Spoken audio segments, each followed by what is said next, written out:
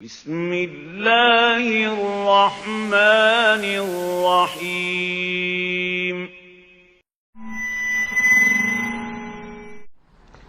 اللہ نور السماوات والارض، اللہ آسمانوں اور زمین کا نور ہے۔ مثل نور ہی، اس پر ایمان کی مثال، اس کے نور ایمان کی مثال ایسی ہے کہ مشکاتن، جیسے ایک طاق ہے، فیہا مصباح، اس میں ایک چراغ روشن ہے۔ المصباح فی زجاجہ، وہ چراغ جو ہے چمنی کے اندر ہے، شیشہ ہے اس کے اوپر، جیسے لالٹینیں ہوتی تھی پچھلے زمانے میں، گلوب کے ساتھ جو ہے وہ لیمپ ہوتے تھے۔ الزجاجۃ کأنہا کوکب دری، اور وہ شیشہ چمک رہا ہے جیسے کہ ایک چمکدار ستارہ ہو۔ یوقد من شجرۃ، اور اس مصباح میں، اس دیے میں، اس چراغ میں جلایا جا رہا ہے تیل، کس کا؟ ایک شجرہ مبارکہ زیتونہ کا، ایک ایسا مبارک درخت زیتون کا، لا شرقیۃ ولا غربیہ، جو نہ شرقی ہے نہ غربی ہے، یعنی یہ کہ درخت ہے، جھنڈ ہے ایک۔ اب اگر تو اس جھنڈ کے مشرق میں کوئی درخت ہے تو صبح کی دھوپ تو انہیں ملے گی، شام کی نہیں ہوگی۔ مغرب میں ہے تو شام کی دھوپ مل جائے گی، صبح کی نہیں ملے گی۔ ایک علیحدہ کھڑا ہوا ہے کوئی، جس کے نہ ادھر کوئی اور ہے نہ ادھر کوئی اور درخت ہے، تو پورے دن کی تمازت دھوپ کی جو ہے وہ جذب کر رہا ہے۔ اور ایسے درخت کا جو روغن زیتون ہوتا تھا وہ بہت صاف شفاف، اسی کی مثال دی جا رہی ہے کہ نہ شرقی ہے نہ غربی ہے، وہ کسی جانب سے اوٹ میں ہے ہی نہیں۔ یکاد زیتھا یضیء، اس کا جو روغن ہے وہ بھڑک اٹھنے کو بےتاب ہے، قریب ہے کہ روشن ہو جائے۔ وَلَوْ لَمْ تَمْسَسْهُ نَارٌ، چاہے اسے ابھی آگ نے چھوا ہی نہ ہو۔ نور علی نور، جب آگ مس کر جائے، چھو جائے، تو پھر نور علی نور ہے، وہ بھڑک اٹھتا ہے۔ یہدی اللہ لنورہ من یشاء، اللہ تعالی ہدایت فرماتا ہے اپنے نور کی جانب جس کو چاہتا ہے۔ وَيَضْرِبُ اللَّهُ الْأَمْثَالَ لِلنَّاسِ، اور اللہ تعالی مثالیں بیان کرتا ہے لوگوں کے لیے۔ وَاللَّهُ بِكُلِّ شَيْءٍ عَلِيمٌ، اور اللہ ہر چیز کا کما حقہ علم رکھتا ہے۔ یہ اصل میں ایمان کے لیے، اس کے اجزاء ترکیبی کے لیے بہترین تمثیل ہے، جس کو میں پہلے بیان کرتا رہا ہوں کہ ایک ہے فطرت، انسانی فطرت۔ اگر فطرت سلیم ہے تو اس کے اندر یہ ایمانی حقائق موجود ہیں، معرفت خداوندی موجود ہے۔ البتہ اس پر کوئی پردے آ گئے ہیں، اس کے اوپر جو ہے کچھ غلاف پڑ گئے ہیں، اور جب آتی ہے وہی وہ اس کو ایکٹیویٹ کرتی ہے۔ آیات الہیہ جو ہیں، آیات قرآنیہ، وہ اندر کے اندر جو ڈورمنٹ اس کی کانشسنس ہے ایمان کی، اس کو ایکٹیویٹ کر کے شعور پر لے آتی ہے۔ اس کو یوں سمجھے کہ جیسے تیل ہے۔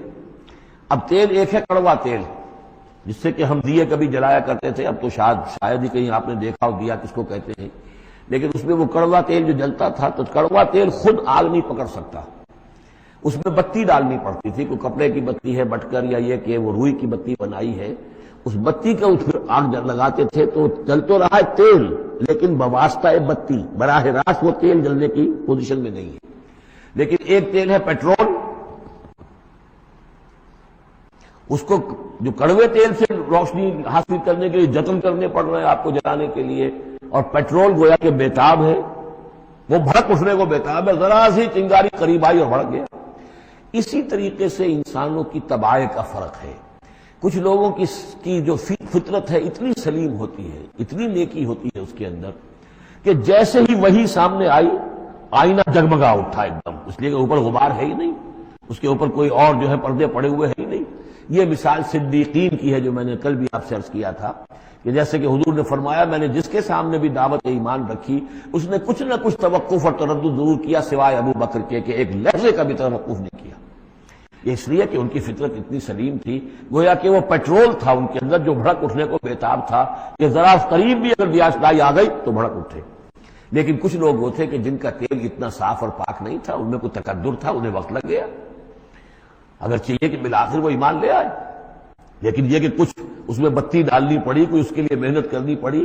السابقون الاولون من المہاجرین والانصار والذین اتبعوہم باحسان، پھر وہ لوگ ہیں جو بعد میں درجہ بدرجہ پھر ان کے بعد آتے چلے گئے۔ تو اسی طریقے سے ایمان کی مثال ہے کہ یہ روغن فطرت یا نور فطرت، نور روح، روحانی نور جو ہمارے اندر ہے، ہے نور تجلی بھی اسی خاک میں پنہاں، غافل تجرا صاحب ادراک نہیں ہے۔ وہ جو ہماری روح کے اندر ہے، روح ملکوتی کے اندر جو نور ہے، یہ نور اور باہر سے جو قرآن کا نور، وحی کا نور آیا، ان دونوں کے نور کے اجتماع سے پھر نور علی نور کی کیفیت پیدا ہوئی۔ اب وہ نور ایمانی جو ہے وجود میں آ گیا۔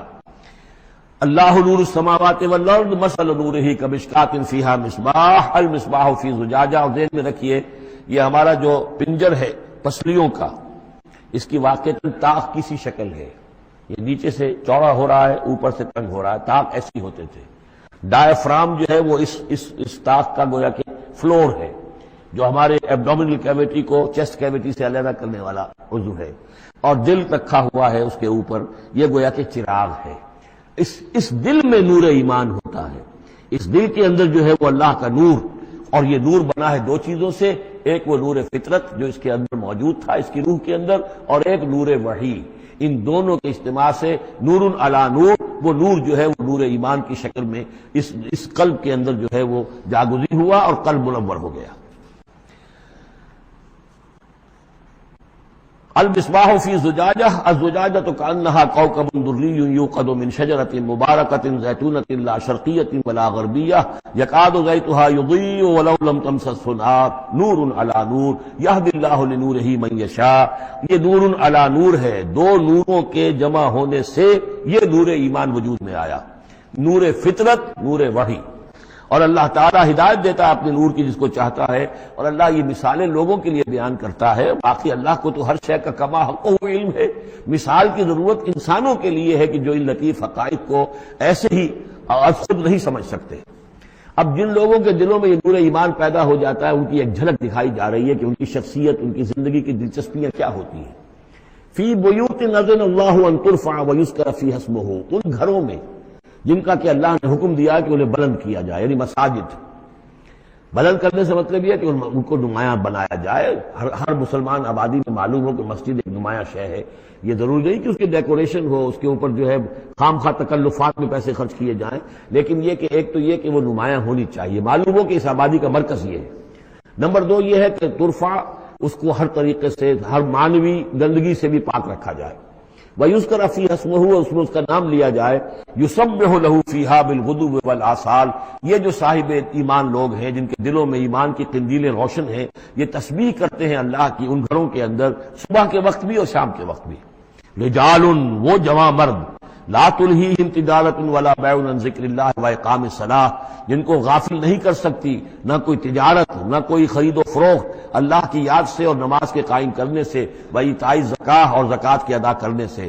یخافون یومن، یہ سب کچھ کر کے بھی وہ ڈرتے رہتے ہیں، لرزاں و ترساں رہتے ہیں، کانپتے رہتے ہیں اس دن کے تصور سے، تتقلب فیہ القلوب والابصار، جس میں کہ دل بھی الٹ جائیں گے اور نگاہیں بھی الٹ جائیں گی۔ لیجزیہم اللہ احسن ما عملوا، تاکہ اللہ تعالیٰ ان کو بدلے میں دے بہترین جزا ان کے اعمال کی، ویزیدہم من فضلہ، اور اضافہ کرے اپنی طرف سے اپنے فضل میں سے۔ واللہ یرزق من یشاء بغیر حساب، اور اللہ تعالیٰ چاہتا ہے دیتا ہے جس کو چاہتا ہے بغیر حساب۔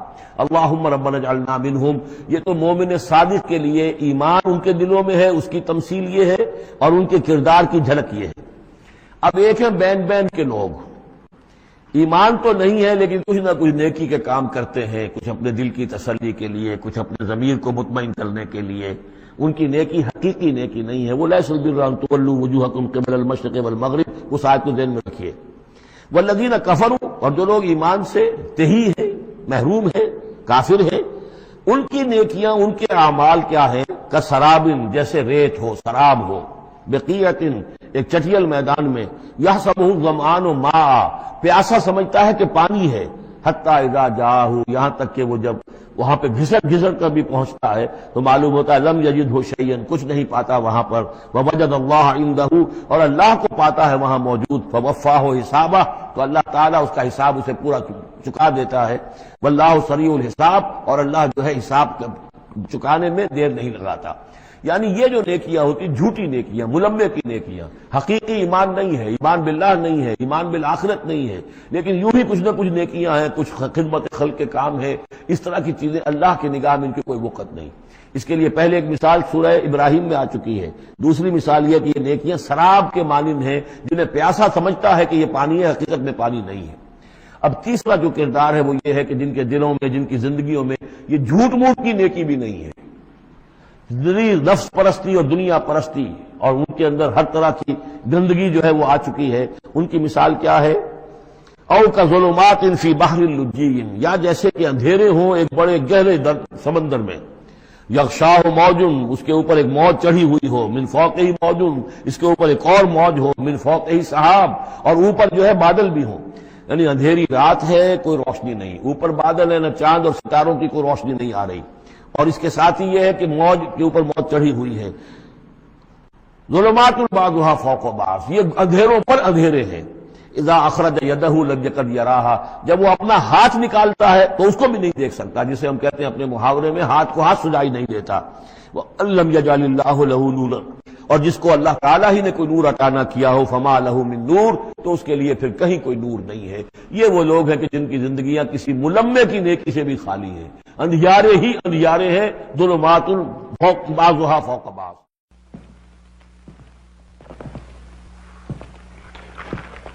This is what I've discovered. There is the self we think we are, the self that attempts to deal with the outside world of reality. This self I call the ego. But ego is never the master of self, for we are constantly bedeviled by powerful unconscious forces in our beings. Before ego developed in us, there was id. Id. Id is all that is primitive and infantile within us. Id is the blind instincts of sexual desire and aggression. Id is opposed by another force that I call superego.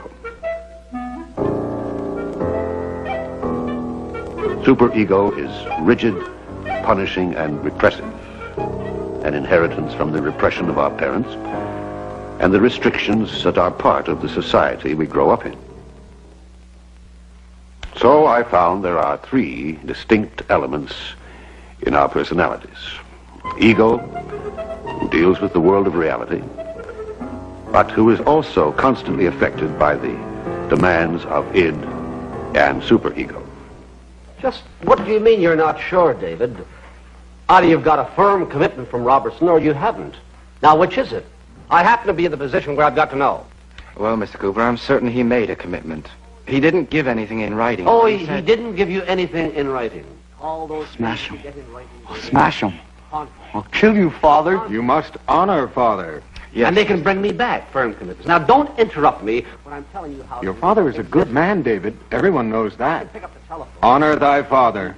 Honor thy father. Honor thy father. I hate him. I hate him. Honor thy father. Honor thy father, or you will be punished. He stole Mummy away from me. I'm taking your mother away on a holiday, David. I hate him. I'll kill him. Oh, I love him. Mr. Cooper, I'll go and see Mr. Robertson again. Thank you for letting me explain. David's hate for Mr. Cooper is based on unconscious hate of his own father, caused by childhood jealousy, by the Oedipus complex. Freud said that without insight into these dark forces, we are doomed to play out our lives in an endless dramatization of our childhood relations with our parents. तो तस्फिया कल्ब, कल्ब को साफ करना, कल्ब पर जो जंग आ गया है, कल्ब के ऊपर गुबार आ गया है, इसीलिए हमारे उर्दू में भी फारसी में भी आईना कल्ब, दिल को एक आईने से तशबीह दी गई है। और अभी आप पढ़ चुके हैं सूरह नूर में, मसल नूर ही का मिशकातिन फीहा मिसबाह, अल मिसबाह फी ज़ुजाजा, एक शीशा है, उस शीशे के अंदर वो जो दिया है वो शीशे में रखा हुआ, वो आईना कल्ब है, इसके अंदर वो रूह है, उस रूह में वो मारिफत खुदाबंदी और मोहब्बत खुदाबंदी मौजूद है। लेकिन इस शीशे के ऊपर स्मोक आ गया है, धुएं ने इसको इतना स्याह कर दिया है कि अब उस रूह की रोशनी जो है वो अंदर ही अंदर है, बाहर निकल नहीं सकती। इसको अब साफ कर दीजिए, चिमनी को साफ कर दीजिए, अब उसकी रोशनी जो है रूह की पूरे वजूद को मुनव्वर कर देगी। यही अमल है तस्फिया कल्ब। और तीसरा लफ्ज मैं यहां और लाया हूं, तजलिया रूह। तजलिया जली, यानी अगर चिराग की रोशनी मध्यम है بتی ذرا نیچے کو ہو گئی ہے تو آپ اسے بھی تو اٹھاتے ہیں نا ذرا اوپر کہ وہ لو بھی پوری ہو جائے. تو روح کے اندر بھی تجلی اس کی روشنی بڑھے. 3 الفاظ اب یہاں آ گئے. تزکیہ نفس، یہ اصل میں ہمارے ہاں تصوف میں تو کہلاتی ہیں لطائف ستہ.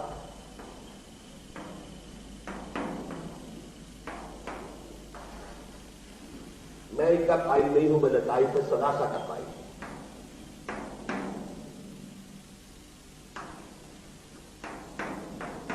تین کیا ہے؟ نفس،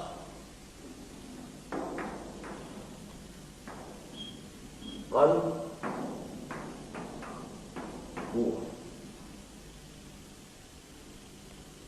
اور عجیب بات یہ ہے، اور یہ انشاءاللہ ایک اور مضمون جب ہم پڑھیں گے تو زیادہ تفصیلی بحث ہوگی.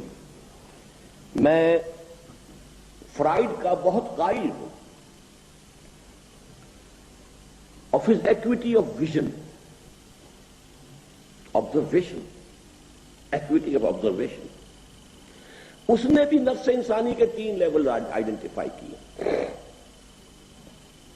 سب سے نیچے والے کو وہ کیا کہتا ہے؟ اڈ اور لیبیڈو. اس کے اوپر ایگو، پھر اس کے اوپر سپر ایگو. یعنی یہ مشاہدہ کر لینا بہت بڑی بات ہے کہ انسان کی معنوی شخصیت کے 3 لیولز ہیں. اگرچہ اڈ اور لیبیڈو کو تو ہر انسان سمجھ سکتا ہے، یہ حیوانی تھا، اس کے سارے حیوانیت کا جو خلاصہ ہے وہ یہ نفس ہے. پھر ایگو، پھر سپر ایگو. تو صرف 3 کی تقسیم کے اعتبار سے میں اس کا بہت قائل ہوں. باقی نہ وہ ایگو کو صحیح سمجھتا ہے، نہ سپر ایگو کو سمجھ سکتا ہے.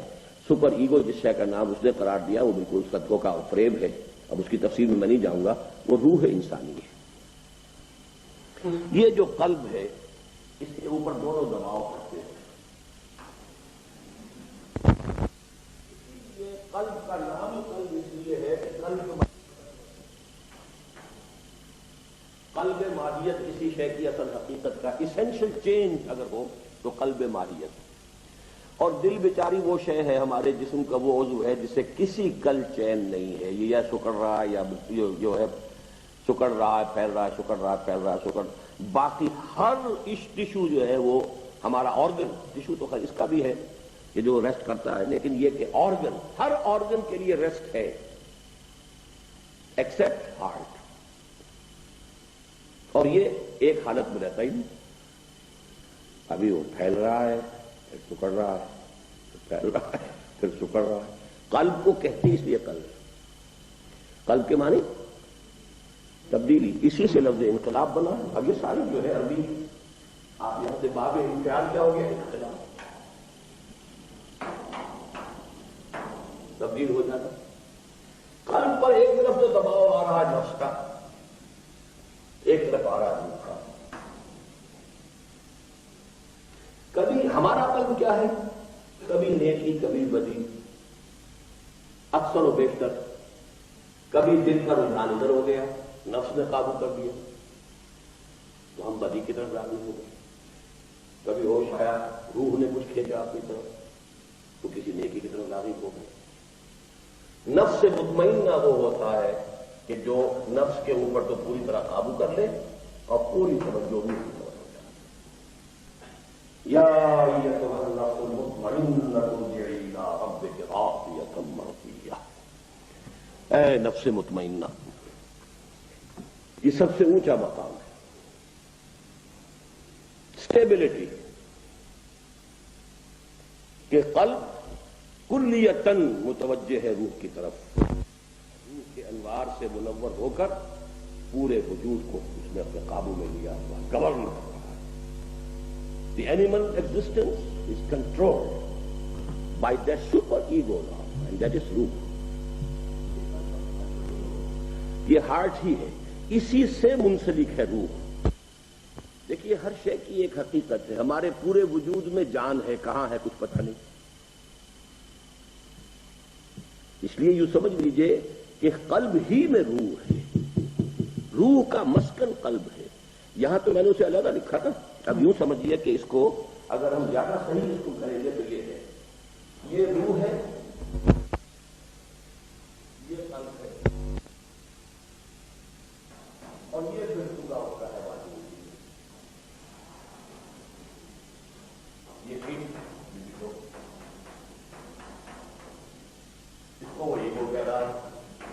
اس کو سپر ایگو کہا جاتا ہے۔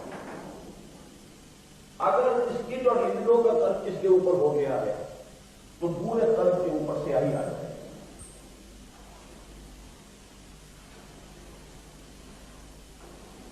روح کے انوار اندر بند ہو گئے۔ اسی لیے میں کہا کرتا ہوں کہ پھر انسان چلتا پھرتا مقبرہ یا تعزیہ بن جاتا ہے، اس کے قلب میں روح مر چکی، دفن ہو چکی، اس کی کوئی روشنی باہر نہیں آ رہی۔ حضور نے اس کو بڑی پیاری انداز میں بتایا ہے کہ انسان جب گناہ کرتا ہے تو اس کے دل پر ایک داغ پڑ جاتا ہے، سیاہ دبا، توبہ کرتا ہے خاک ہو جاتا ہے۔ لیکن فرض کیجیے گناہ گناہ پھر گناہ پھر گناہ پھر گناہ، دبے پڑتے پڑتے وہ دل یوں بند ہو جاتا ہے، یوں آپ نے مٹھی بند کی، دل اس طرح بند ہو۔ اب یہ قبر ہے جس میں روح دفن ہو گئی، تو تم انہیں زندہ سمجھتے ہو، زندہ نہیں ہے۔ اے نبی آپ سمجھتے یہ زندہ ہے جن سے آپ باتیں کر رہے ہیں؟ نہیں، زندہ نہیں ہے۔ آپ سمجھتے یہ سنتے؟ نہیں سنتے، یہ صرف حیوانی طور پر سننا سن رہے ہیں، دل تو بڑھ چکا ہے۔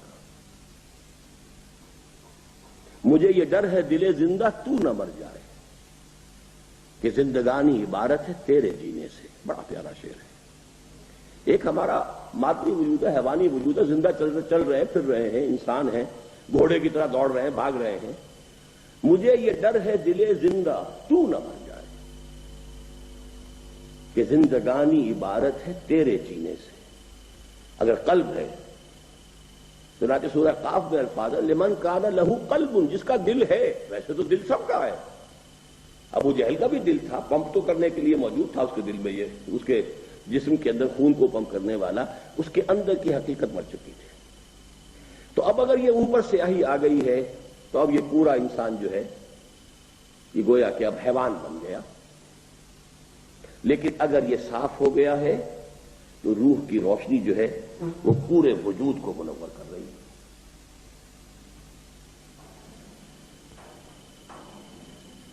یہ جب روح انسانی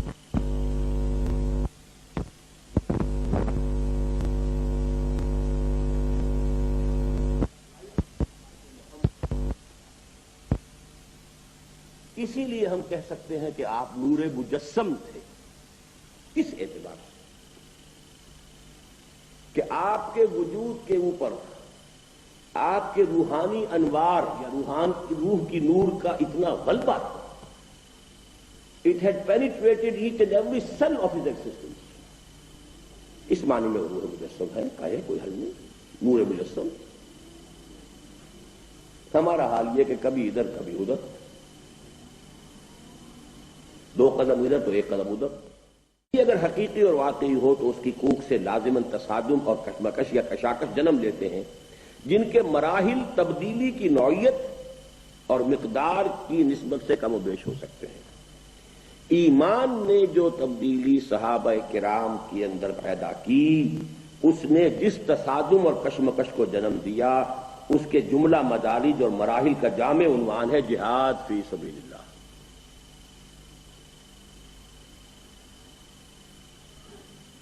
آپ کی تبدیلی ہوئی، کشاکش ہو گئی، تب تبدیلی تب تصادم ہوا، اس تصادم کا نام ہے جہاد فی سبیل اللہ۔ یہاں چونکہ ابھی آپ کی ہم بحث بعد میں آئے گی، جو اس کا ترجمہ ہوگا فارسی میں کوشش، انگریزی میں strive for something, to exert, اور جہاد اس کا ترجمہ فارسی ہوگا کشاکش، اور اس میں ہوگا اسٹرگل۔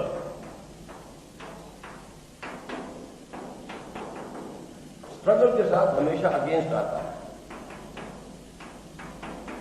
اور ان کے ساتھ فار آتا ہے، اسٹرائیو فار سم تھنگ۔ جوہد جو ہے وہ ایک یکطرفہ فینومینن ہے، جہاد دو طرفہ، اسٹرگلنگ اگینسٹ ایچ ادر۔ کوشش ایک یک طرفہ عمل ہے، آپ کوشش کر رہے ہیں کسی کام کے لیے، لیکن جب مقابلہ ہو جائے کہ اسی کے لیے کوئی اور بھی کوشش کر رہا ہے، یہی چیز میں بھی حاصل کرنا چاہتا ہوں، آپ بھی حاصل کرنا چاہتے ہیں، اب ہمارا مقابلہ ہوگا، یہ جہاد ہوگا۔ اور اگر کوئی درمیان میں چیلنج نہیں ہے، کوئی رکاوٹ نہیں ہے، اور میں اس کو حاصل کرنے کی کوشش کر رہا ہوں، یہ جوہد ہے۔ کوئی چیلنج ہے، کوئی رکاوٹ ہے، کوئی مقابلہ ہے، کوئی مسابقت ہے، وہ تیار ہے۔ تو اب چونکہ تبدیلی ماحول کے اندر آپ تھے، ان کی سوچ تھی، ان کے نظریات تھے، ان کے عقائد تھے، ان کی ایمبیشنز تھی، اس کو بھی صاف کر دو، ان کی ویلیوز تھیں، اب آپ کی ویلیوز اور ہیں، آپ کی کچھ اور ہی آرزویں ہیں، کچھ اور ہی امنگیں ہیں، کچھ اور ہی کرنا چاہتے ہیں، نظریات اور ہو گئے، لہذا ایک تصادم اس کے ساتھ ہونا لازم ہے۔ اس تصادم کے مراحل کو اب نوٹ کیجیے۔ اس تصادم اور کشمکش کا اولین ظہور انسانوں کی اپنی شخصیت کے داخلی میدان کارزار میں ہوا۔ یہ بات جو کہ میں نے آج وہ بنایا تھا، دوبارہ اگر میں بناؤں گا وقت لگ جائے گا۔ دیکھیے، آپ کے اندر یہ روح تھی، یہ قلب ہے، اور یہ طرح کا بہت بڑا حیوانی وجود ہے۔ اب تک تو یہ حیوانی وجود آپ کے اوپر قابض تھا، جو تقاضا ہے، جو مطالبہ ہے، جو خواہش ہے، پوری کیجیے۔ اب یہاں آ گیا ایمان،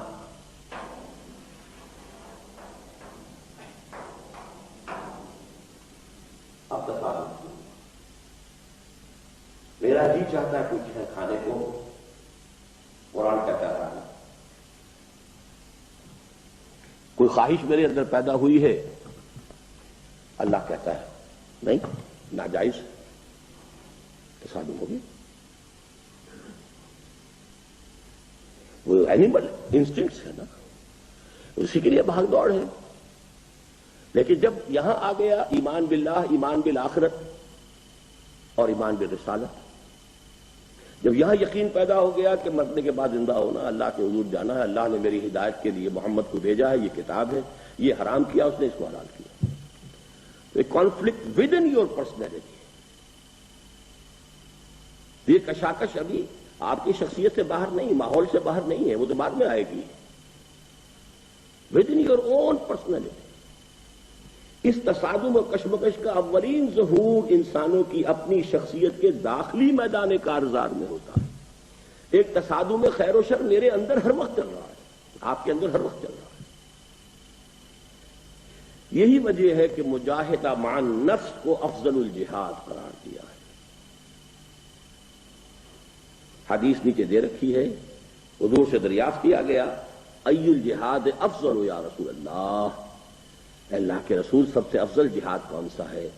فرمایا تجاہد نفسک فی طاعت اللہ، سب سے افضل جہاد یہ کہ اپنے نفس کے ساتھ جہاد کرو، اسے دباؤ، اس کی لگامیں کھینچو، اسے اللہ کا مطیع بناؤ۔ ایک اور حدیث کے الفاظ ہیں، المجاہد من جاہد نفسہ، اصل مجاہد تو وہ ہے جو اپنے نفس کے ساتھ جہاد کرتا ہے۔ نفس کو کہ منہ زور گھوڑوں کو زیر کیا نہیں اور چلیں اللہ کے دشمنوں سے لڑنے کی، کلاشن کو ہاتھ میں لے لیے، ہینڈ گرینیڈ چلانا سیکھ لیا، جہاد فی سبیل اللہ ہو رہا ہے، نتیجہ کیا نکلے گا؟ وہی جو نکل رہا ہے۔ 15 لاکھ جانیں افغانستان میں دی جا چکی ہیں، یہی کہتے ہیں لوگ، ٹو واٹ یوز؟ یہ ہے سارا فساد۔ اول جہاد یہ ہے، پہلا جہاد یہ ہے، نفس کو زیر کرو۔ فرعون نے کہا تھا مصر کی حکومت میری ہے، الیس لی ملک مصر، کیا مصر کی بادشاہی میری نہیں ہے؟ میرا اختیار چلے گا، میری مرضی چلے، میں نہیں جانتا کون یہ موسیٰ آ گیا، کوئی اللہ ہے، کوئی اس کی شریعت ہے، کوئی قانون ہے۔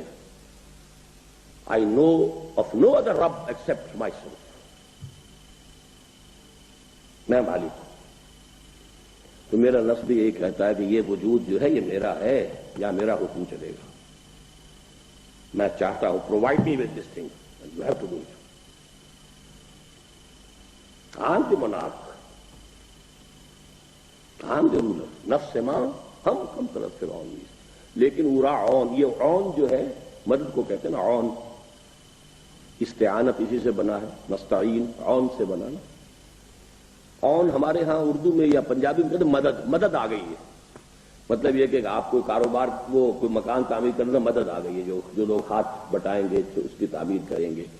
لاؤ لشکر کے لیے بھی مدد کا لفظ ہے۔ اس کا عون بھی تھا، اس کے لاؤ لشکر تھے، لہذا اس نے منہ سے بھی کہہ دیا انا ربکم الاعلی، میں فقیر آدمی ہوں، میرے پاس تو کوئی مدد نہیں ہے، کوئی لشکر نہیں ہے، لہذا میں منہ سے تو نہیں کہہ سکتا، لیکن اندر میرا دل یہی کہہ رہا ہے، میرا نفس جو ہے وہ دعوے دار اسی بات کا ہے۔ لیکن راعون اس کے لیے غریب کے لیے چونکہ کوئی مدد نہیں ہے لہذا چپ ہے، زبان سے نہیں کہتا انا ربکم الاعلی، لیکن میرے اندر میرا نفس دعویٰ وہی کرتا ہے جو فرعون نے کیا تھا مصر میں، نفس ما ہم کم طرف فرعون نیست لیکن راعون۔ اس تصادم اور کشمکش کا اولین ظہور انسانوں کی اپنی شخصیت کے داخلی میدان کارزار میں ہوا، یہی وجہ ہے کہ مجاہدہ مع النفس کو افضل الجہاد قرار دیا گیا۔ پھر جب ایمان اشخاص کے باطن میں، اسے رہنے دینا بھی، اس کو مٹا دو، اس کو رہنے دو، جب ایمان اشخاص کے باطن میں اس طرح راسخ اور مستولی ہو گیا کہ ریب اور تشکک کے کانٹے نگل گئے، تو اب اسی جہاد و مجاہدہ کا ظہور عالم خارجی میں ظالموں، سرکشوں اور خدا کے باغیوں سے کشمکش اور تصادم کی صورت میں ہوا۔ یہاں ایک درمیانی لنک جو ہے رہ گئی ہے۔ اب یہاں سے یوں نکل کے سمجھیے، یہاں سے اب یہ جہاد باہر نکلے گا تو سب سے پہلے سوسائٹی، کیونکہ میں پورا سرکل نہیں بنا سکتا، سوسائٹی سب سے پہلے تو شاید ماں باپ ہی راستے میں آئے، تمہارا دماغ خراب ہو گیا، پاگل ہو گئے، تمہیں اس لیے پڑھایا تھا، تم پر اس لیے پیسے خرچ کیے تھے، بیوی ناراض ہوگی، یہ کیا تمہارا دماغ پھر گیا، معاشرہ جو ہے اس کے ساتھ تصادم ہو، society and social pressures. You have to resist them. اگر آپ میں حقیقی تبدیلی آئی ہے تو یہ پہلے اندر، پھر اس کے بعد اب یوں سمجھیے کہ یہ اب پولیٹیکل کیبنٹ اسٹیٹ ہے، یہ زمین تو اللہ کی ہے، یہ کون اللہ کے اوپر کے بیٹھے ہیں، یہاں تو قانون اللہ کا چلنا چاہیے۔ یہ ہے مراحل اس جہاد کے، لیکن پہلا مرحلہ اندر ہے، کیونکہ اس کو وہاں بھی ہے، پھر اس سے یہاں، تو یہ درمیانی جو ہے کہاں پر رہ گیا تھا، اس لیے میں نے واضح کر دیا۔